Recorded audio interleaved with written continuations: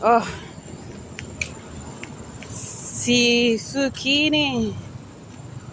Sabi niya sa akin, dapat lang yan sa'yo, hindi ko pagsisisihan yung words ko sa'yo. Kulang pa yan sa katsakahan ng ugali mo. Yung tinutukoy niya dito is yung wishing other people's death. Tsaka yung pagtatawa niya sa burden namin. Yan yung tinutukoy niya. Anyway, so gusto mo, ikaw lang yung tsakang ugali. Tapos gusto mo, hindi ka malamangan sa katsakahan ng ugali mo, ganun. Eh di okay.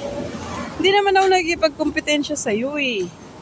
Kasi alam mo, ang ugali ko, depende yan sa ugali mo. Ganun yun. Ugali ko, depende yan sa kausap ko. Ang ugali ko, depende yan sa kaharap ko. Ay di, ikaw na ang tsaka ugali. Push mo lang yan. Tapos, about naman to sa sinabi mo, hindi mo pagsisisihan yung mga sinabi mo sa akin na mga below the belt na. Given na yan. It is given, so you don't need to justify what you say, what you said. Tapos, nasabi mo na yan eh. Hindi mo na mababago yan. Yung damage nandiyan na yan. Pero, gusto ko lang i-remind sa'yo, sabi ko nga, sa previous na mga video ko, reaction video ko sa'yo, sabi ko nga, minsan, magdahan-dahan ka din sa sa mga sinasabi mo dahil minsan nagbabounce back yan. So, alam mo na yan. Alam mo na yung kung anong ibig kong sabihin. Kasi, nag-bounce back na sa'yo eh. Kaya alam mo,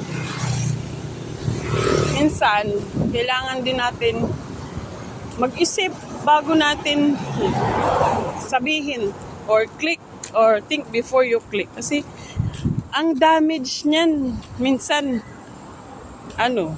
sobra.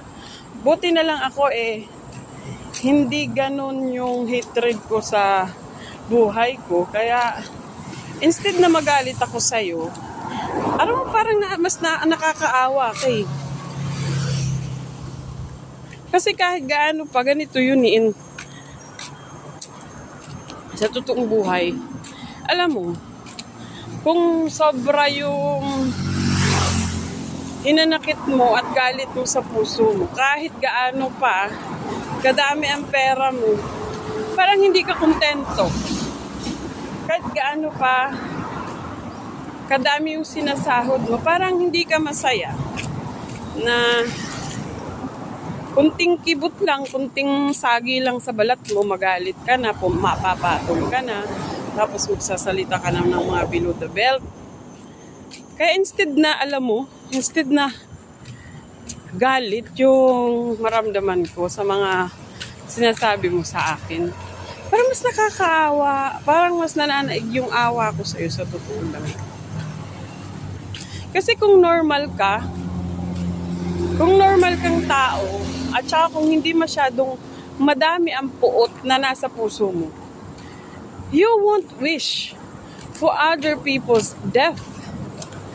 Kung normal ka, hindi masyado at hindi maraming puot dyan sa puso mo, hindi mo pagtatawanan yung burden ng ibang tao dahil alam naman natin yan na it will come na mangyayari yan sa inyo dahil alam mo, bagay ang buhay ng tao, hiram lang natin yan. Walang permanente dito sa mundo. Oo, ngayon kami yung namatayan. Lahat ng mga pinagtatawanan mo na namatayan, ng kapamilya, pinagtatawanan mo. Alam mo, it will definitely happen to your family. Kasi ang buhay natin, hiram lang yan. Kaya ako, imbes na magalit ako sa mga sinasabi mo. Kasi alam ko yung purpose ng buhay ko dito sa mundo eh. Tsaka meron akong Panginoon sa puso ko. Kaya, yung mga sinasabi mo sa akin, imbis na magalit ako, walang galit. Kaya nga, uulitin kong sabihin sa'yo, magdahan-dahan ka sa mga wini-wish mo. Kasi minsan, nagba-bounce back sa'yo yan. Minsan, ang devil din ang magre-remind sa'yo na, oh, you are already too much. Kailangan ako lang yung Lucifer. Kailangan hindi mo ko mapantayan. Ganun. Ayun lang. Dapat maging aral na yan sa'yo if really, kung gusto mo lang naman. Pero kung gusto mong ipagpatuloy yan, oh, you are not sorry for what you've said to us. Okay lang yan. You don't need to justify. Hindi mo na yan kailangan i-justify. Yun lang. Sana mag-ingat ka at sana hindi mangyari yung mga nangyari sa amin sa inyo. Ganun. Kaya alam mo, dapat may Panginoon tayo sa buhay natin para hindi hatred yung lumalabas sa puso natin eh. Ganon.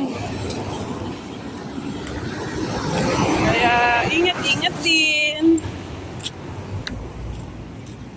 Baka alam mo na yung nangyari. Hindi ko na yan kailangan sabihin pa. Alam mo na kung anong nangyari. Kasi may nakapag-screenshot na. At na-send na sa akin. Ganon. Kaya, alam mo,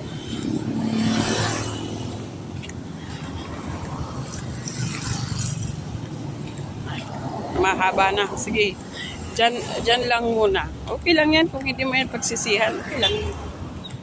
It's okay.